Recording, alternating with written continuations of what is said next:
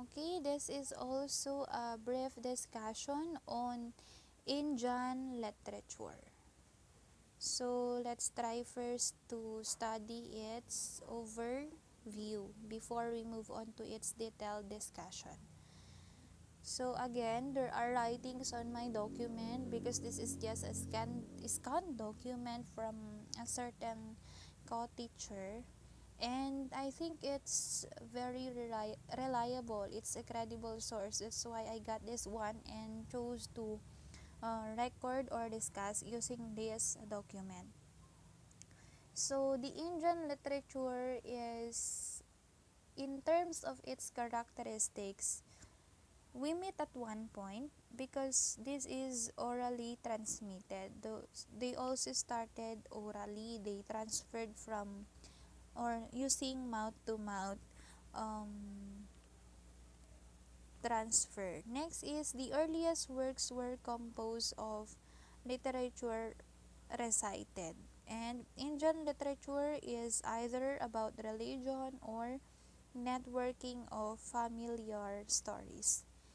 Indians call their literature as Sanskrit literature.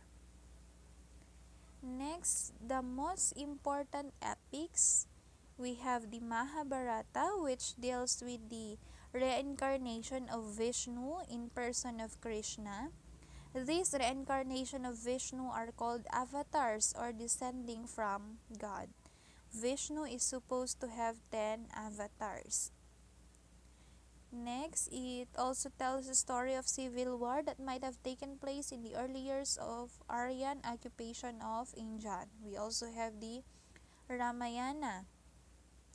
This is the reincarnation of God Vishnu in the person of Rama, who is the hero of the epic. We have Basa and Kalidasa. They are the great Indian dramatists. Indian drama is multilingual. Basa is first name in Indian drama. Certain plays were attributed to him. Kalidasa is the greatest writer of plays, author of Shakuntala, brightest of the 9 gems of genius. We also have the Rabindranath Tagore, is considered as the great Indian dramatist and poet, and also awarded the Nobel Prize for Literature in 1913 and as knighted by the British government in 1915. We also have here the Taj Mahal. It is made out of white marble mausoleum located in Agra, India. It was built by Mughal Emperor Shah Jahan in memory of his third wife Mumtaz Mahal. It is considered a jewel of Muslim art in India. We move on to their prose. So as I have said kanina, they have their oral tradition. So India is the 7th largest country in the world. It is second only to China in terms of population. And remember that India is also termed as the land of prayer because they are polytheistic. When we say polytheistic, they have a lot of gods and goddesses. Or they worship many kinds of God. It is an extremely diverse country with vast difference in geography, climate, culture, language, and ethnicity across its expanse, and prides itself on being the largest democracy on earth. Indians date their history from the Vedic period. Vedic period is period when the Vedas were compiled. Vedas is the oldest Bible of Indians. Sanskrit is the language of Indians classified as part of their literary language. Next, we also have here Mughals. They were the most important among the Muslim rulers and established an empire that at its peak covered almost the entire subcontinent. We also have Kolas. It's widely recognized to be the most powerful of the South Indian kingdoms. So about 60% of Indians live on agriculture and 25% remain in poverty. So there are actually 200 languages in India. And the tallest mountain range in the world is also found in India, Himalayas. Climate in India, it rains during specific time of the years and the seasons, as well as the phenomenon that causes it is called the monsoon. So they also have their southeast and their south or their northeast monsoon. So we have here their etiquettes. In India, eating with your hand is very common, but use only your right hand. For bread of all types, the basic technique is to hold down the item with your forefinger. In churches and temples, it is obligatory to take off your shoes. Especially when you enter their temple, you have to take off your slippers, your sandals. It is disrespectful to touch at people with your feet. Indians dress conservatively. They cover as much as possible. So when you try to recall the Indian movies, they do not wear two-piece or any revealing clothes. So we have here the Pacha Tantra. In Sanskrit, was probably written about 200 BC by great Hindu scholar. It's the oldest collection of Indian fables.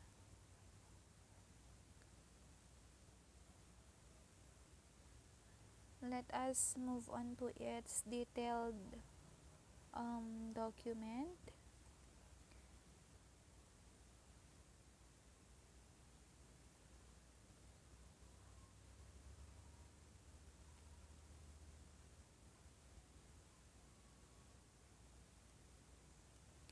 So, the Indian subcontinent is the site of civilization as ancient any in the world. That's why India is considered the oldest, as having the oldest civilization. So, Hinduism developed out of multiplicity of local gods and goddesses. That's why India is also considered as the land of prayer. And the physical world in all variety was seen as a dream of Brahma. It comes into existence, ends, and is reborn in great cycles as are human souls in the shorter cycles of human lifetime. So, according to them, if gods and goddesses undergo reincarnation, their reign ends and then it begins again. The same rule is being applied to human soul but in a shorter lifetime. So, they believe in reincarnation. The actions of the individual in this life accumulate as karma, which affects the status one will achieve in the next life. So, according to them, kung naging mabuti ka in your period, when you will be reincarnated, then it will affect your status in your next life. The ultimate goal is moksha. Moksha is the achievement of spiritual perfection, which will enable the soul to achieve release from the wheel of life and attain oneness with Brahma. They also have their idea of caste system. I will discuss this later, which is closely associated with Hindu beliefs about spiritual progress through the accumulation of karma and reincarnation. So, karma and reincarnation always go together because your status in your reincarnation depends in your karma. So, caste is the division of society into rigid classes. So, if in Chinese literature, their division is called communism, in India, the division of classes is known as the caste system or the caste system. So, other people pronounce it as caste system. Now, for spelling purposes, we just term it or pronounce it as caste system. So, the essential duty of a good Hindu can be summarized as living life according to your place. So, if you are born to be this way, live to that way. Next, various forms of religious observance and practice are possible depending on the individual's nature, physical, ceremonial, or ascetic disciplines. The essence of all religious practice is mastery. So, although there are local deities or gods and goddesses, they have they are believed to be preeminent and are widely recognized. For, in particular, which are of major importance, we have Brahma, who is the creator, Vishnu, the preserver, Shiva, the destroyer, and Kali, sometimes called Durga, sometimes called Parvati, is the goddess of three incarnations: death and destruction, maiden, and mother. We also have a sacred writing of Hinduism because in Indian literature they consider their literary piece as sacred writings. We have the Bhagavad Gita, the Ramayana, and others. Of course, their literary pieces are a mixture of mystical writings and allegorical interpretations of history. When we say allegorical interpretations of history, they may or may not have existed but just a product of imaginations. But many of the figures and events are believed. When you say are believed, they are not proven with evidence to reflect actual events and individuals in ancient Indian history. So we now have here the caste system, the reincarnation, and karma. The caste system is the group where you are assigned to, but this is by birth. This is by birth and not personality. The Hindu conception of the social order is that people are different and different people will fit well into different aspects of society. Social order or social class according to Varna forms the framework of moral duties according to personal characteristics. So your group or your social order is determined when you are born. So this system dates back to the Aryan invasion of India during 2000 BC. So it has been practiced in the year 2000 BC. And society is divided into four main groups, with the fifth, the untouchables, but it is considered outside the caste system. We have the Brahmin, Kshatriyas, Vaishyas, and Shudras. When you belong to the Brahmin group, you are considered a seer. When we say seers, they are leaders or overseers, reflective ones, and priests. So they are characterized as intellectual and spiritual leaders. So in our society, they are the philosophers, the religious leaders, and teachers. Now, when you belong also to Kshatras, they are the administrators, the nobles, rahas, and warriors. They are born for protection of society. So in our context, they are the politicians, the police, and the military. We also have the Vaishyas. They are the producers, the craftsmen, artisans, and farmers. Of course, in our society, they are merchants. And the last division or group is Shudras.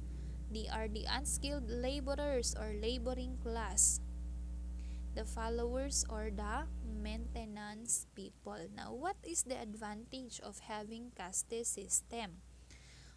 They believe that many persons would be more comfortable in their own classes because when you belong to a group, you're going to master that one, and then later on, when you master it, you become comfortable in your social class. Next is, unless unequals are separated into different classes, many persons would be born losers. So, if you do not have a group where you think you can belong to, then you will feel like you are useless. Now, if you have group where you can be categorized to be one of them, then you feel like you are significant. Next is another advantage of caste system is the egalitarianism, which is the belief that privileges are proportional to the responsibilities and a denial of the tyranny of the majority. When we say this is the distribution of responsibilities, because according to this, what you can do is or it should be proportional to what responsibilities is given to you. So what is skill, what talent you have should also be proportional to the responsibilities that you're going to hold. Next is, aside from caste system, they also have this reincarnation, or the belief that you will be born again. So, according to this, worn out garments are shed by the body. Worn out bodies are shed by the dweller. So, at the subhuman level, the passage is almost automatic of the chained being. At the human level comes consciousness, which implies freedom, responsibility, and effort. The consequences of your past decisions have determined your present state. And the law of karma, or the moral law of action and reaction. But this doesn't mean that it doesn't necessarily or literally mean the karma that we know today. Karma to them is the present condition of your soul is a product of your past decisions. So who are you today, according to the Indian belief, is because of who you are yesterday or in your past life. Your present thoughts, decisions, and action determine your future states. Say, even if we do not try to associate it with reincarnation, this is correct, or this is true, this is applicable to us, because when you try to think of positive thoughts today, that will affect your tomorrow, or that will affect your future, because when you try to dwell on negative things again and again, your life become negative too. Next is, every person gets what the person deserves, even though decisions are freely arrived at. There is no chance in the universe, so they don't believe in fate. Karma is the middle way between determinism and indeterminism. Next is, the assumption is that we will not change the world in any significant way. The world is the training ground for Atman Brahman. So they also believe in the next life, na parang sa atin din in Christianity, that is heaven, or dwelling in heaven. Next is, there is no randomness or accident in the universe. There are no lost traces. So karma is not fate or strict causality. So when we say there are no lost traces, meaning everything can be explained. Everything has reason. Now we proceed to the book of mantra, which is the Rig Veda. It's a collection of inspired songs or hymns, and is a main source of information on the Rig Vedic civilization. It is the oldest book in any Indo-European language and contains the earliest form of all Sanskrit. As I have said a while back, Sanskrit is the term used for literary piece in India. The hymns are the works of many authors or seers called rishis. There are 7 primarily seers identified: the Atri, Kanwa, Vashista, Vishwamitra, Jamadagni, Gotama, and Bharadwaja. The Rig Veda accounts in detail the social, religious, political, and economic background of Rig Vedic civilization. We also have the Sama Veda. So tandaan, pag Rig Veda, collection of songs and hymns. When we say Sama Veda, it is purely liturgical collection of melodies. We also have Yajur Veda. It's a book of ritual. It's also a liturgical collection and was made to meet the demands of ceremonial religion. Next, we have the Atarva Veda, or the book of spell or the chants. Next is the Vedas or Sanskrit Veda, which also means knowledge, are large body of text originating in ancient India. It's composed in Vedic Sanskrit. The text constitute the oldest layer of Sanskrit literature and the oldest scriptures of Hinduism. So now we have here the Mahabharata. It has the honor of being the longest epic in world literature. So always remember that, take note of that. The longest epic in the world is Mahabharata. And we have here the characters. We have Vyasa, the narrator of the story. We have Bhishma, half uncle by marriage of Pandu and Dhritarashtra. Dhritarashtra is the blind king. Gandhari is the wife of Dhritarashtra. Kunti is the wife of Pandu. Yudhishthira, the leader of Pandavas. Bhima is strongest of the Pandava brothers. Darjuna is the mightiest of warriors. Nakula and Sadadeva are Pandava twins. Draupadi is wife to the 5 Pandavas. Duryodhana, leader of Kauravas. Dusasana, brother of Duryodhana. Krishna is the supporter of the Pandavas. Drona, teacher of the Pandavas. Karna is warrior and also the secret son of Kunti and an ally of Kauravas. So the Mahabharata is divided into several parts. The first part is the game of dice.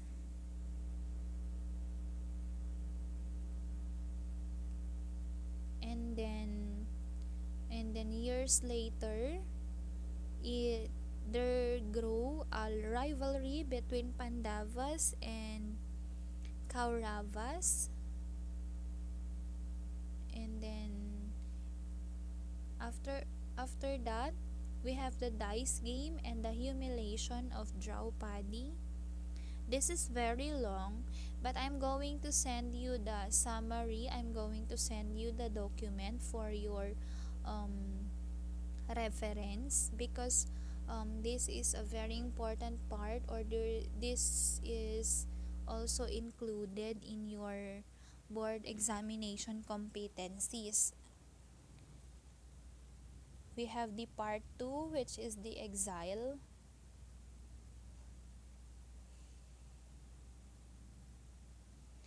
The part 3 is the war.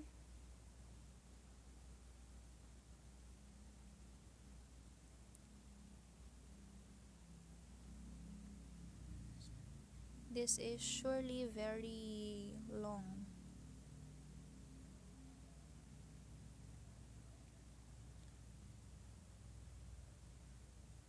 So here is a detailed presentation of the periods in Indian literature. First division is the medieval Indian literature, which is divided into 4 period. We have the Sanskrit or Puranas period, sectarian tradition, Bhakti tradition, and Tamil tradition. In the Sanskrit, it's the classical period and Vedic period. We also have sectarian. This is designed to celebrate some unorthodox religion belief. When we say Bhakti, it's personal devotion to God or intense longing. And Tamil is the time when the ancient Indian literature had evolved. Most of the themes were about love and war. In the Middle Ages, Assamese and Marathi prose chronicles, ballads, folk dramas start to appear. Telugu, we also have this, and is considered as mystical and courtly verses with lasting influences in Indian literature. And in the modern period, Western influences are seen on the kind of literature which evolved during this literature. Now we study the background of authors. We have Valmiki, he's the author of Ramayana. It's a legendary Hindu sage. He is from the Caste community. His name was Adi Kavi, which means the prime poet. Before he met his teacher Maharshi Narada, he is a highway robber in profession. Vyasa is the author of Mahabharata, a central and much revered figure in Indian literature. He came from fisherman community but chose to live in forest near a battlefield. Now we have here the characteristics of the epics, the Ramayana. Rama is the eldest son of King Dasadaratha and believed to be the seventh incarnation of Vishnu. Remember that a soul can be reincarnated 10 times. Sita is the wife of Rama. Ravana is the demon who abducted Sita and the king of Lanka. Dashadarata is the Rama's father. Bharata, brother of Rama. Hanuman is the chief warrior of the monkey tribe. Raban and Kausalya is mother of Rama. Kaikeyi is the mother of Bharata. Shatrugna and Laxman is the twin brother of Rama. It's Laxman who accompanied Rama in the forest when he was exiled. Shurpanakha is Ravana's sister. And for Mahabharata, so I have discussed the characters a while back. But here is a clearer and detailed discussion of the characters. So here are the significant events in the epic. For Ramayana and for Mahabharata.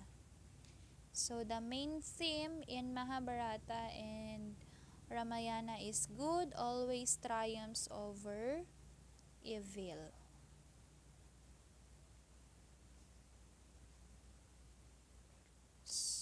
Okay, so in Indian literature, they also have their ancient gods and goddesses. They actually have 330,000 supernatural beings. So example is Kali, considered as the goddess of time and change. Brahma, god of creation. So I've discussed that. Shira, the destroyer and transformer. So thank you so much for listening. That is all about your Indian literature.